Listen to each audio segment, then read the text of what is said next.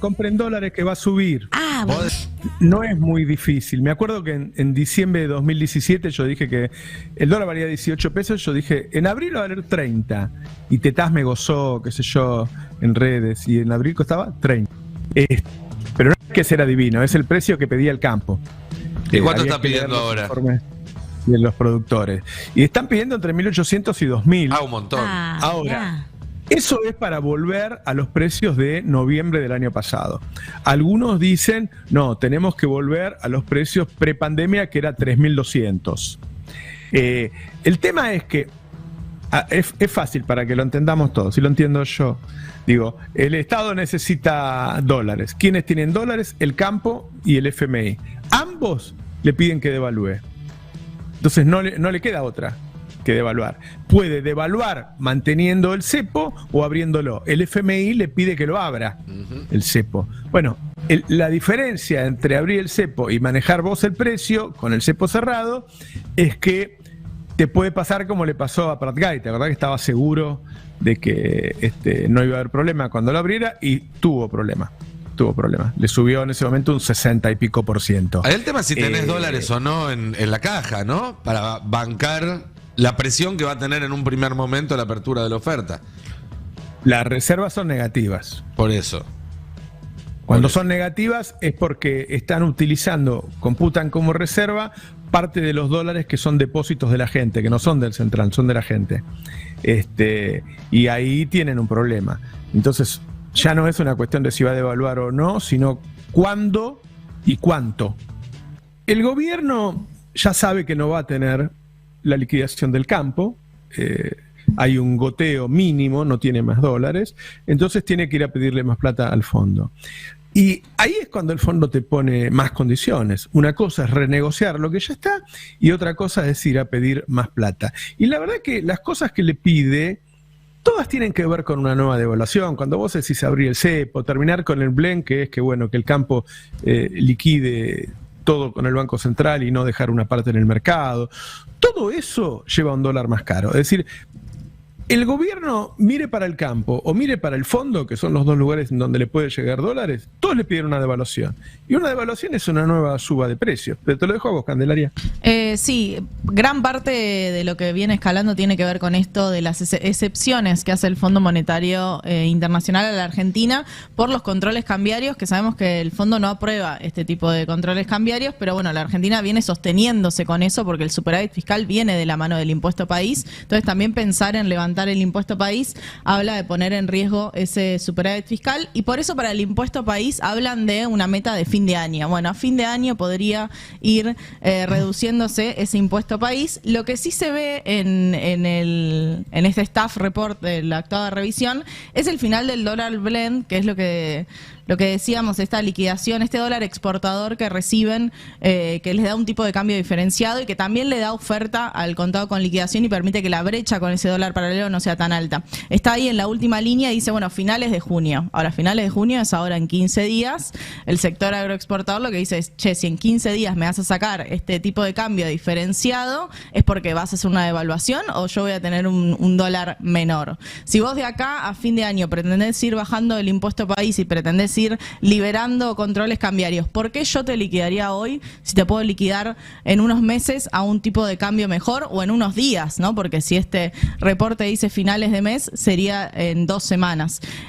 Ahí tuvieron que salir salió el secretario de Finanzas, Pablo Quirno, a aclarar que no, que el esquema es el de Caputo, que se mantiene el 2% de crawling pay y que se mantiene el dólar blend, pero bueno, ahí hay entredichos entre lo que se acordó con el Fondo Monetario en términos técnicos de este reporte y evidentemente también una presión del fondo de decir, bueno, estas excepciones cambiarias no pueden seguir, y el ruido que genera eso en un mercado financiero que festejó la semana pasada la ley bases, pero que ya esta semana está un poco más compleja la situación, sobre todo con las devaluaciones, bueno, un contexto internacional que no le sonríe tanto, diría. Ahora, Roberto Cande, el gobierno sostiene, lo dijo Sturzenegger, lo sugirió Caputo la semana pasada en una reunión de empresas, que devaluar en las actuales circunstancias de la economía argentina, devaluar no implica un shock inflacionario como los que estamos acostumbrados, como el que vimos en diciembre, digamos, no hay que ir mucho más atrás en el tiempo, no hace falta. Ahora, no hay, insisto, no hay evidencia histórica. Esa es una mala devaluación, ¿eh? Esa es una mala devaluación, porque claramente ellos han tenido una inflación de costos en estos tiempos, empujada por el dólar, que empieza a frenar cuando ellos retienen el dólar. Fíjate que cuando el dólar se va retrasando, la inflación se va achicando, y que va a volver a arrancar cuando el dólar arranque de nuevo. Bueno, el fondo... No creo que no se den cuenta. Bueno, pero el fondo incluye un gráfico donde demuestra lo contrario a lo que sostiene el gobierno respecto a que devaluación e inflación naturalmente van de la mano las condiciones que tiene la Argentina. Sí, está el gráfico, lo tenemos en la plaga 43, que habla también de en qué situación nos encontramos hoy en términos de tipo de cambio real, o sea, qué tan necesaria es o no una devaluación, y ahí está la raya celeste, que si vemos a fines de mayo, vuelve a los niveles de agosto. Entonces, lo que te está diciendo ese gráfico, más allá del tipo de cambio real y el oficial, es que en la comparación, vos hiciste una devaluación muy profunda, o sea, duplicaste el precio del dólar en diciembre, y llegaste a mayo y tenés de nuevo un atraso cambiario. No pudiste resolver los problemas que tenías. Para hacerlo sencillo, este es el gráfico que demuestra que si se devalúa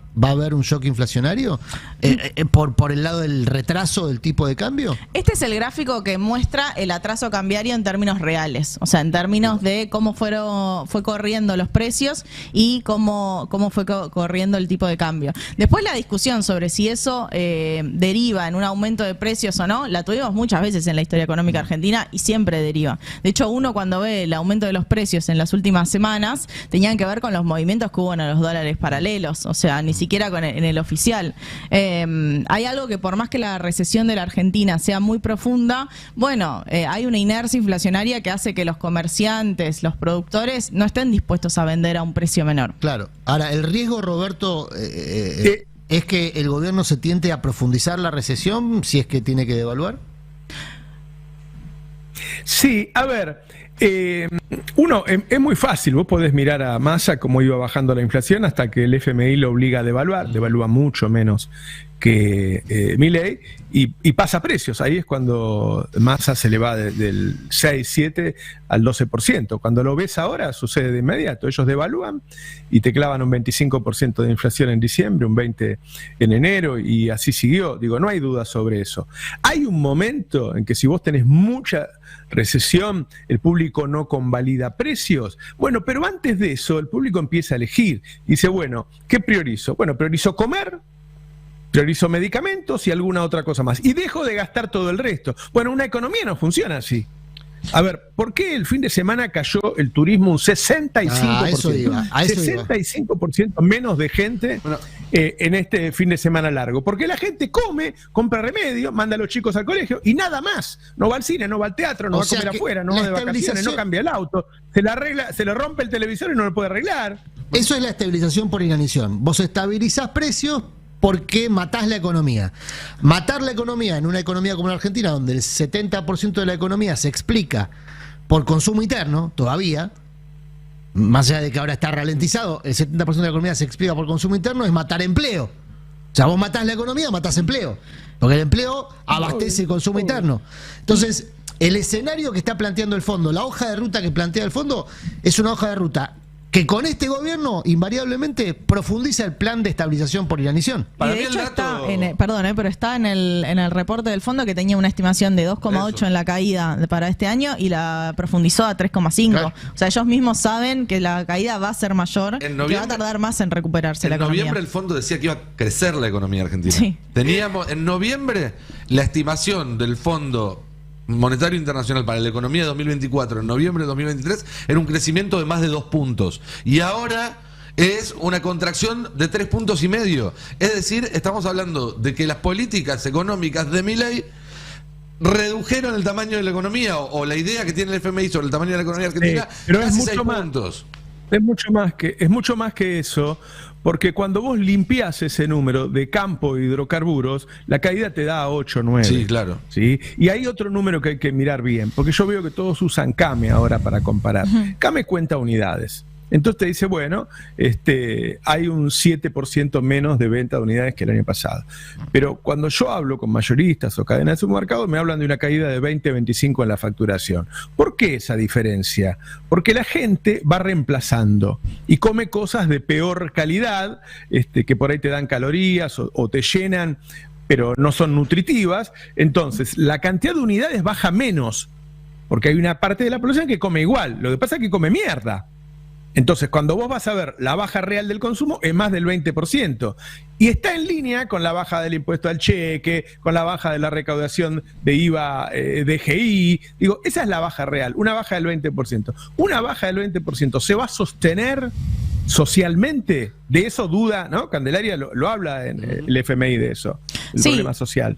Habla del problema social. Siempre hay que tener en cuenta cuáles son las metas vinculantes del Fondo Monetario. El Fondo Monetario, mientras vos mantengas el superávit fiscal y del resto de las metas te los van modificando, ¿no? Porque va cambiando la acumulación de reservas, va cambiando qué tanto puede ser superávit fiscal y qué tanto tiene que ser equilibrio total. Todo lo va acomodando en un sendero que es muy claro, que es para Argentina y que es para todos los países, que es, bueno, reducir lo más posible el tamaño del Estado y llegar a ese superávit fiscal para pagarme a mí, al fin y al cabo. Mirá cómo volvimos en lupa al comienzo de la charla. Este plan, entonces, solo es aplicable con violencia. Fíjate lo que estamos describiendo: desempleo, caída del consumo. Pero eso depende de lo que hagamos. Eso depende de lo que hagamos los agredidos. Y ya estamos en comunicación con el presidente de la Confederación Rural Argentina, Carlos Castagnani. Buenos días, Castagnani. ¿Cómo le va? Roberto Navarro le habla. Buenos días, Roberto. Un gusto. ¿Qué tal? Bien, bien, bien. Bueno, cuéntenos un poco cómo está el sector.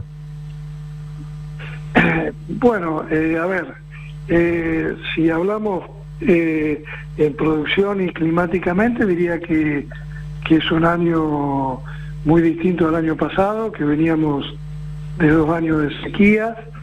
En ese sentido estamos bien, con algunas particularidades, pero saliendo ya de la siembra del trigo y con una cosecha que no fue récord, pero fue buena.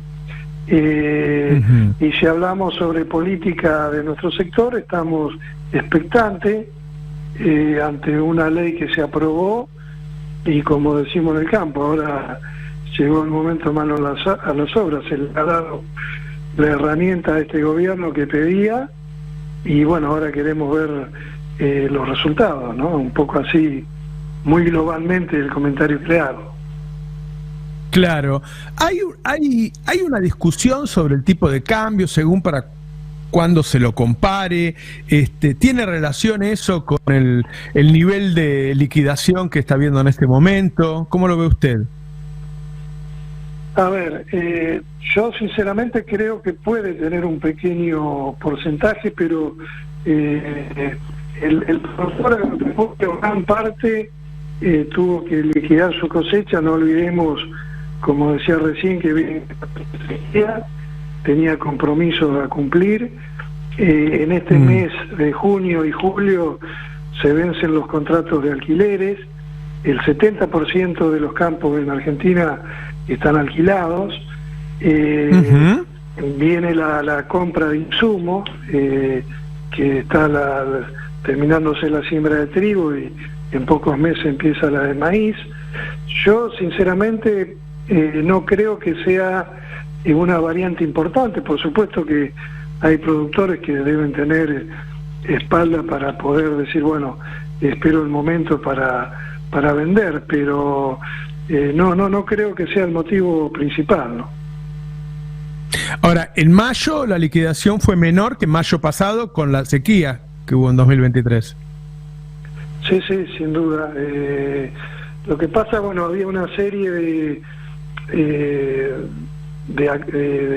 puntos que se iban a clarificar. Una fue la del fertilizante. Habíamos empezado con un fertilizante, pongo como ejemplo, ¿no? La urea, o el más $900 y hoy está en la mitad, que es un poco también lo que pasó en general, ¿no? Cuando la economía se había calculado a $1 a 2.000 pesos y bueno, eso no se dio. Pero yo creo que, bueno, creo y y esperemos, como deseo, que se vaya normalizando para bien de todos, ¿no? Ujú. Hablé yo ayer con gente del Ministerio de Economía que miraban las reservas de Central y decían, bueno, en este momento nosotros tendríamos que estar comprando 200 millones de dólares por día y hay días que tenemos que vender. Quiere decir que en junio todavía sigue una liquidación por debajo del año pasado. Sí, Dígame usted puede si ser. discrepa con lo que le digo, yo le doy los datos que me da el Ministerio de Economía. No, está perfecto. También no olvidemos que un reclamo que le hacemos al gobierno es una medida que es inentendible, de la medida del Banco Central, del productor que tenga más del 5% de stock de soja, diríamos que es castigado con los intereses aquel que quiere refinanciar o sacar crédito. No olvidemos que nuestro sector se mueve mucho en base a créditos, son inversiones muy grandes, inversiones de contratistas, que son los grandes consumidores de compra de maquinaria. Yo le diría que el 90% de los contratistas hacen o basan su crecimiento, su modernización en base a créditos. Y ahora sí.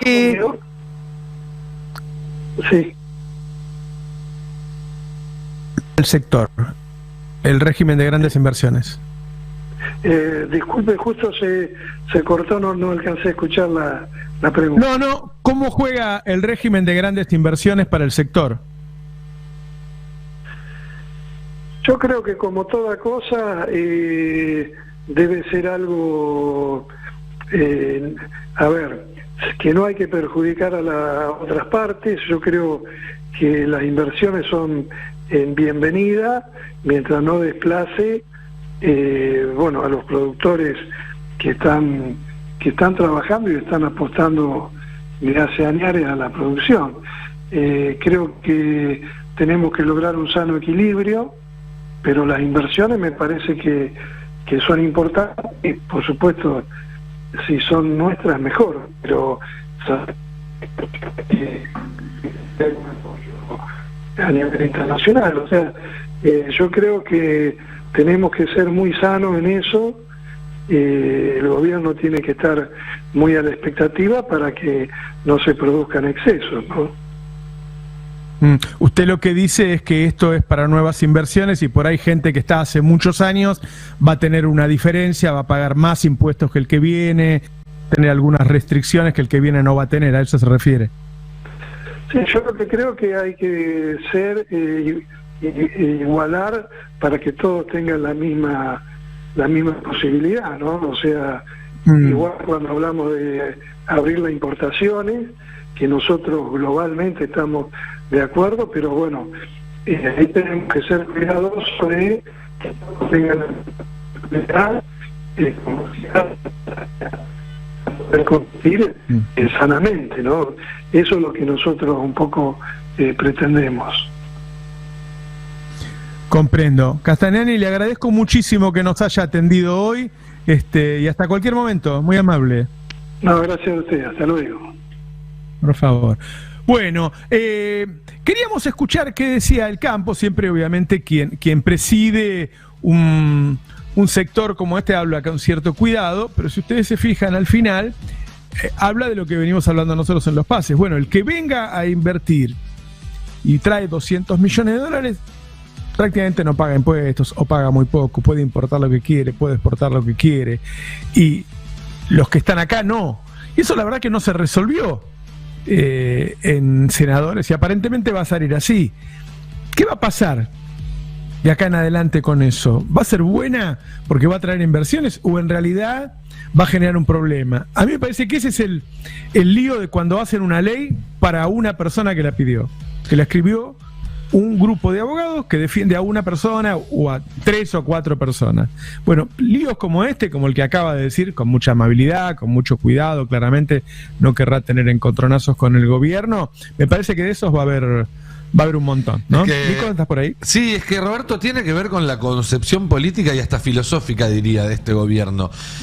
Es un gobierno que se para tanto en el individualismo que no no entiende la idea de que puede existir un bien común, de que tiene que existir un punto medio en el cual se maximicen los beneficios para la mayor parte de la población y se minimicen los riesgos y los costos para la mayor parte de la población. Y cuando hablo de población hablo de individuos, de empresas y demás, en un sentido general.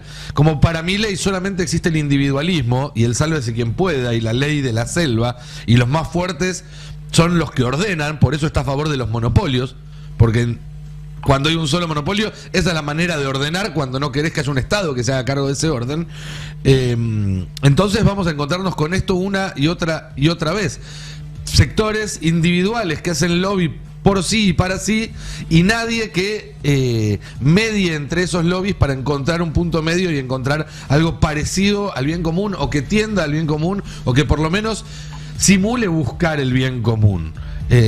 Y así como vos lo decías, lo vemos en el RI porque es lo más grande, pero al ser la concepción filosófica de este gobierno, se va a repetir en todas y cada una de sus decisiones de gobierno. En la salud, en la educación, en la economía, en el trabajo, donde quieras, porque no conciben el mundo de otra forma. Claro. Che,